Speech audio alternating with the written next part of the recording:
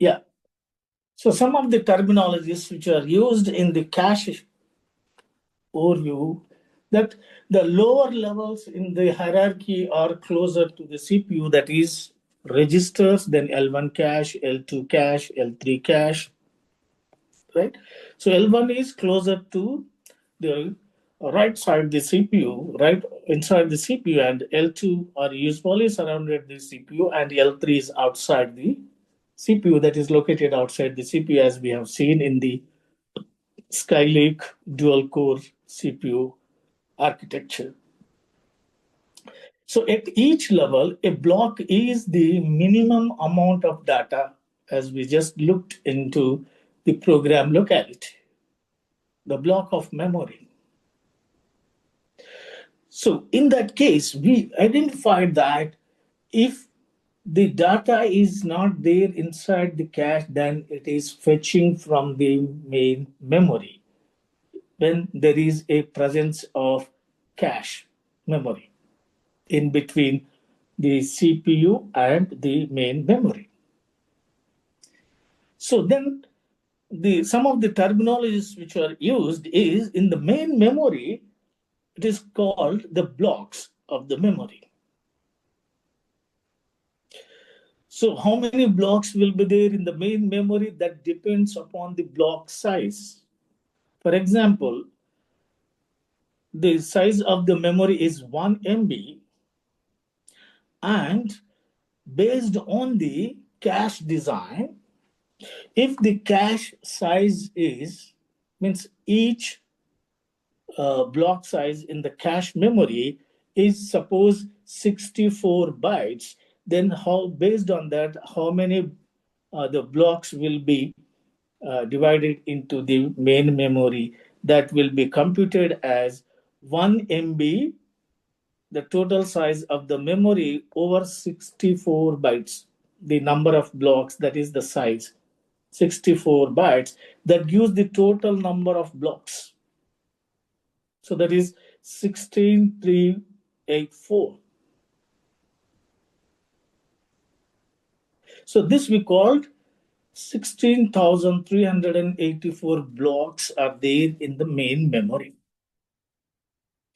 Next, let us have the cache memory. And the cache memory, the size, each cache memory block size is, suppose, the 64 bytes. Then which terminology used here is, we use the terminology cache line. We use the terminology cache line because this block is, the fetching from the main memory and loading a copy into the cache memory. Suppose a piece of data A is requested by CPU, so the entire block of memory is fetching from main memory and a copy is holding in cache memory. That we call cache line. So how these blocks are computed means the block size is always the power of 2. So that is the 64 bytes means it will be written as 2 to the power of the size of the block. Here is 64 blocks. So how it is going to write? 2 to the power of 8 or 2 to the power of 6 or 2 to the power of 5. So that depends on the size of the block. That depends on the size of the block. So in contemporary processors, mostly have this cache line of 64 byte in size. So these are the two important terminologies needs to understand. The next thing to understand is, from the previous example, in the presence of the cache memory, when CPU requests a data which is located at certain location, so here we are using the terminology reference. So reference is also known as the memory address. Okay, so that's why this terminology is used. So, in the presence of cache, if that reference or the requested piece of data at that address, if its presence is there inside the cache, then that will be transferred back to CPU. This concept called as cache hit or cache line hit. If the reference is not available inside the cache, then it's going to search in the next level memory. So let's say the next level memory is it may be L3 memory, L4 memory, any memory. So in this example, we are assuming that the ideal memory, that is primary memory.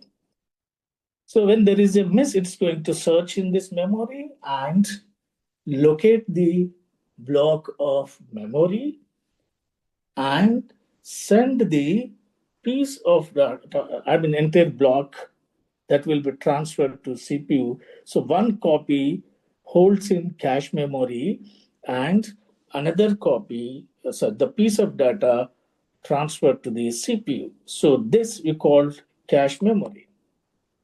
So when there is a cache memory, so in the program, if there are n instructions which are at n different references, PC requests those n instructions in a sequence right from 0, 1, 2, 3, like that.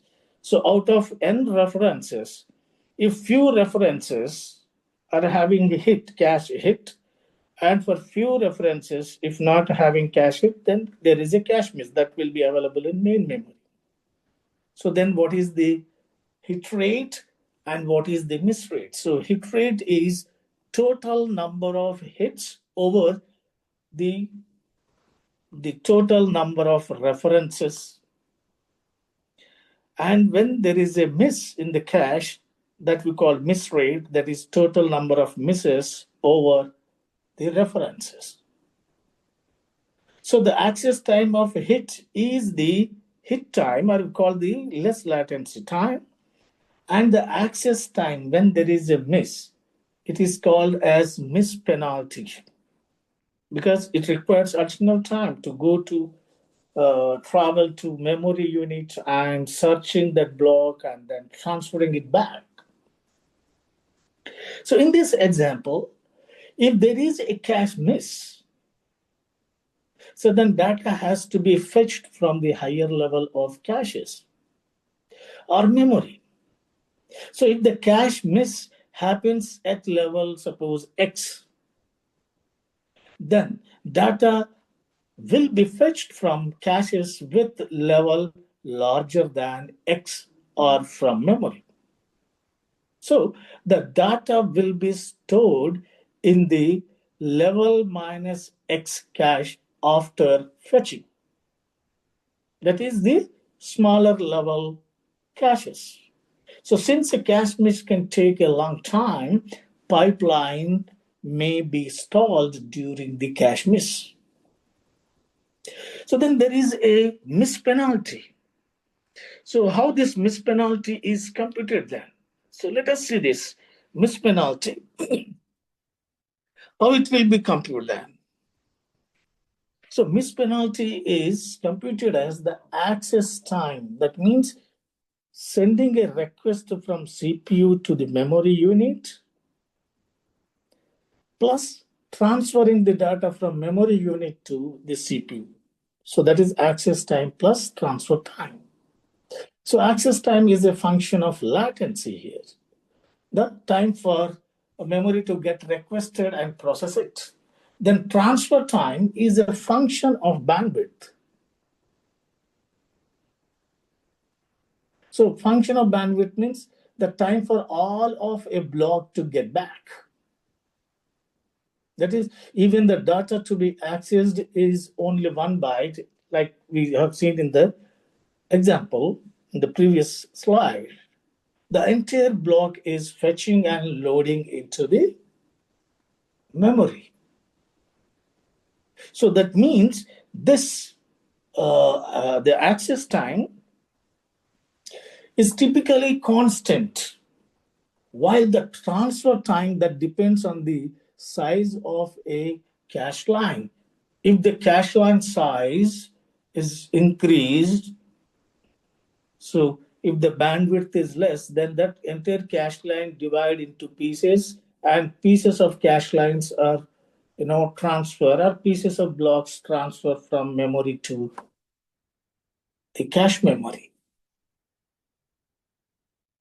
So to see this access time and transfer time, let me quickly show you the animation, how it will use. So CPU send the request, it search in the cache.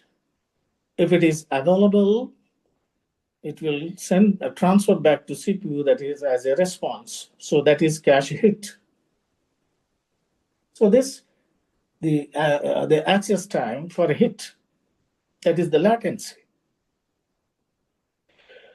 If there is a cache miss, then it search in the next level memory. So that request goes to the next level memory. So to compute the miss penalty, the access time is the request, no, the sending time from CPU to the memory plus searching that requested block. So that is locating the data and then transferring it back. So one copy will be stored in the cache memory and piece of data will be sent back to the CPU. So here the access time means the time to send the memory request and locate the data inside the memory, that is access time. And transfer time is T3. So when there is a cache miss penalty, when a copy is not there inside the cache, so then it takes more time because the bandwidth is less between CPU and memory. So this cache line may divide into two blocks and send one block, one by one blocks like that. So the transfer time is depending upon the bandwidth, right? So this is how it will impact. So then let us see the basic cache design policies then. So what are the question after getting this?